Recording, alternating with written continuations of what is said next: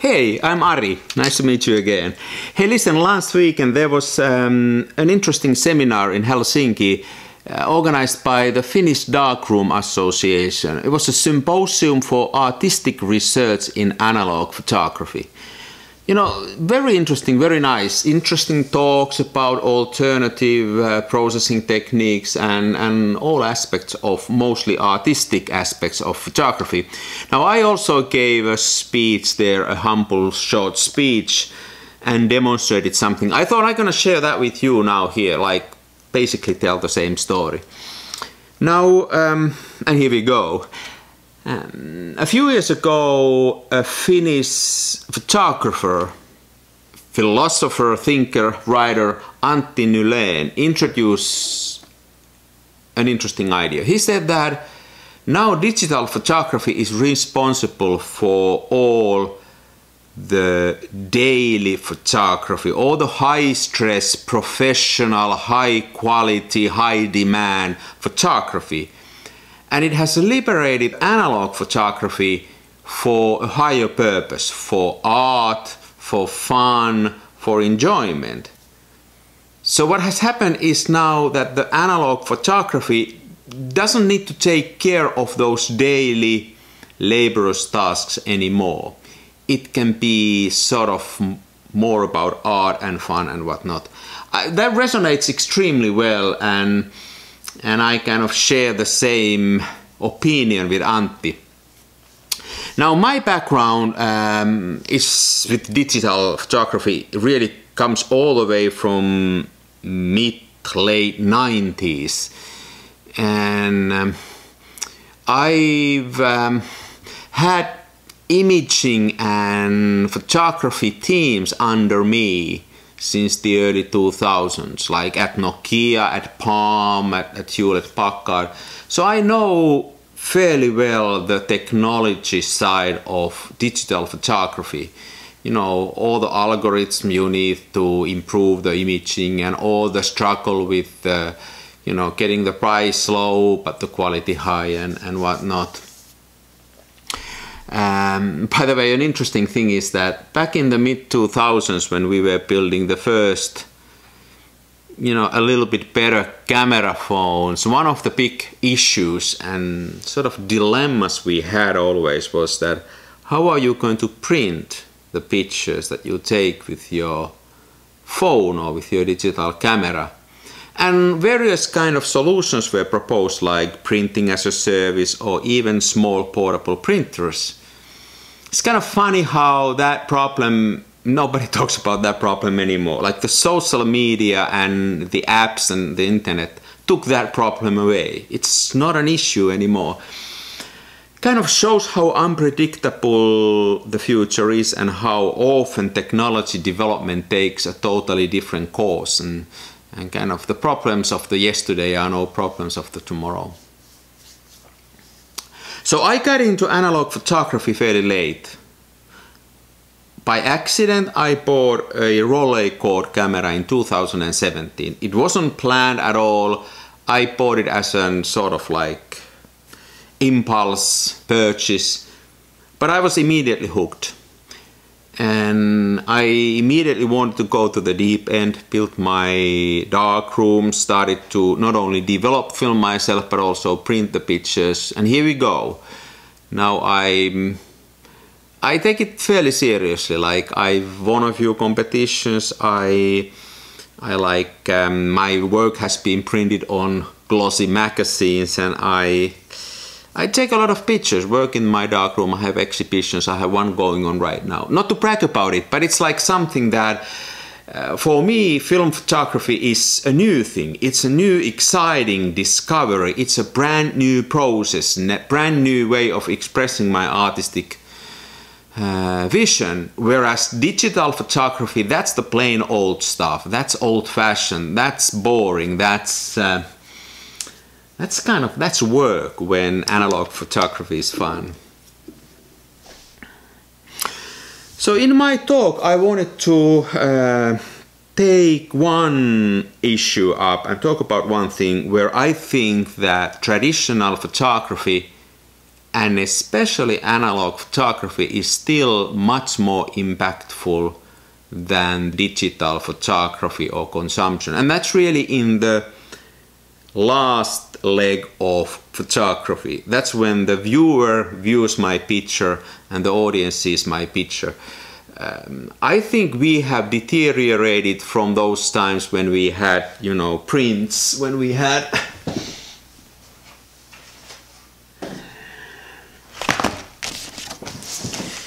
you know, tangible prints in our hands, and where you can touch and feel the prints, or when you can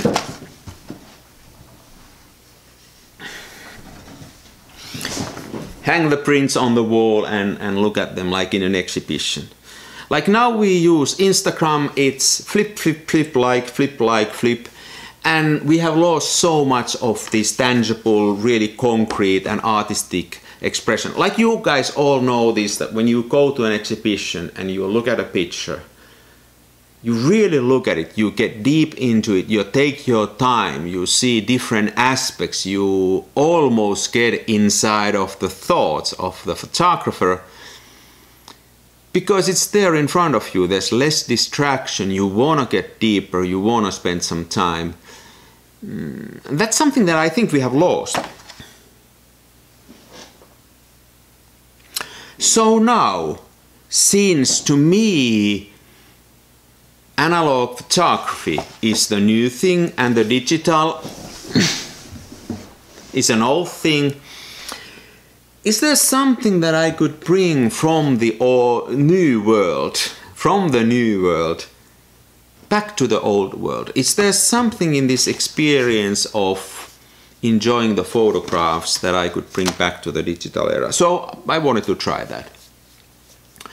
And I programmed a simple application, simple system that can show pictures on the screen. I actually plan to run it on Raspberry Pi and on a, you know, flat wall-mounted screens. Right now I got it running on my Mac.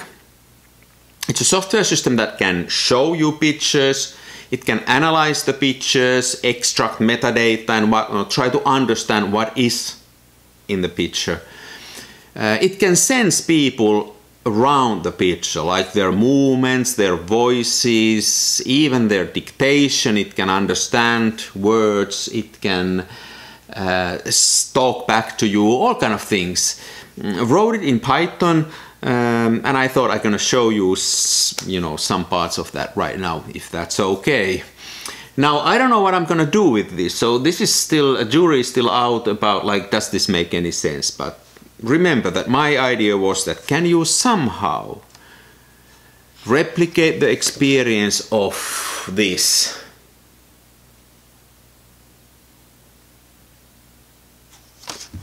in the digital domain? So let's take a look. Let me clear up this mess so we get a little bit more space here.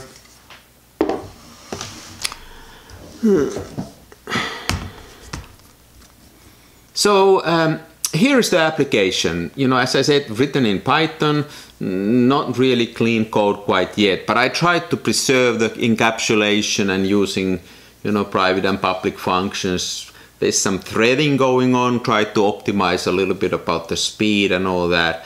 But even more, try to make the code so that I can try different kind of things, different kind of aspects. So let me first show basically how it works. So it opens a picture for me. And now, you know, think about this picture being on the wall somewhere on a flat screen. And you can look at it, you know, here we go. And then one of the first things I wanted to do is to try to make it understand what I say. Show me a landscape picture.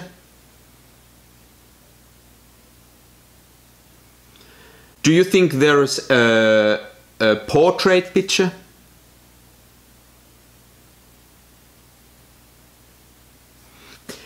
You know, and when I tried this, you know, I soon realized that this is not what I want to do. It's just like, I don't want, this is more like a flip-flopping with my iPhone. It doesn't make any sense. I just don't want a Siri implementation of my photo gallery. That's not what I'm after. Then I tried something else, and I tried to make the image to follow me. You know, if you think about a big screen and I'm as a viewer, I watch it. Let's make the picture to follow me and see what it looks like then.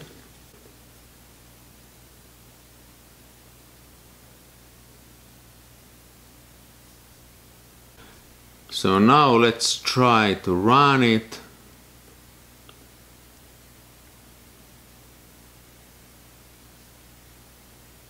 And once again we get the picture here, and now if I move around, so now it follows my movement and always tries to be in front of me. Now I don't like this one either. Like I don't want a puppy that follows me. I also made it talk to me, like, you know, tell me about the picture. I don't want somebody to talk to me. Like, I want pictures to talk to me, but I don't want them to verbally talk to me. So this one wasn't interesting either. Like, I don't want this picture to talk to me. I don't want it to follow me like a puppy, and I don't want to talk to it. So then finally I, you know, really spent some time and thought about, like, what is it really that I want to do? And then I formed a theory of two claims. First of all, I need to find a way to stop the viewer and make herself to pay attention to one single pitch. Not flip pictures, but one single pitch. You know, my claim is that pictures are now too available through all kind of feeds and whatnot. We got too many pictures, let's concentrate on one. Attention to the one single picture. The second one was more like following the theory of Pavlov's dog, like I need to reward the viewer if she or he pays attention to the pitch. Just looks at it. She gets something out of it, like some kind of reward.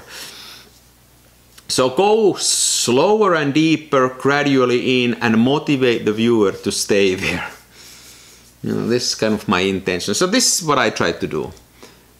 I built a system of image deterioration where, let's put the movement off and put the image deterioration on, and let's make the speech recognition false.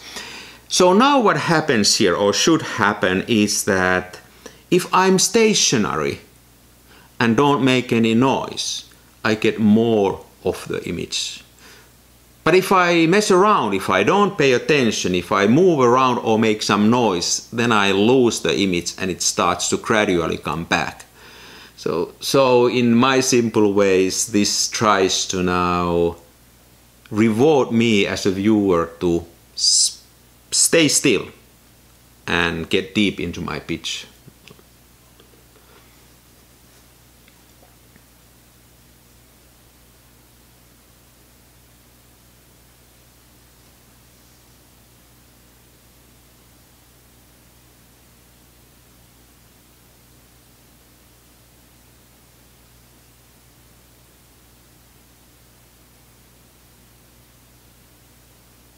But if I don't concentrate and I start to do all kind of things, I lose the pitch. Let's say I just move around, I don't make any noise. Let's see what happens then.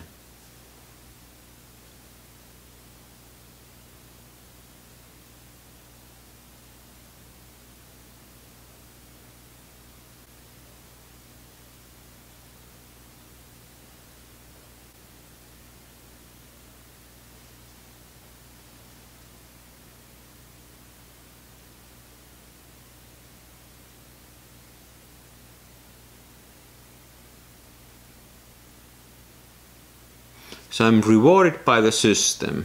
When I stay still and spend time with this picture, I get it all. But the minute I start to goof around, I lose it all.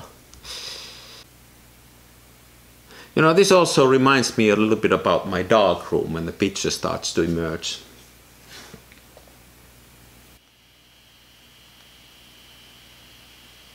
Anyway, combination of analog photography and software. Can't go wrong with that.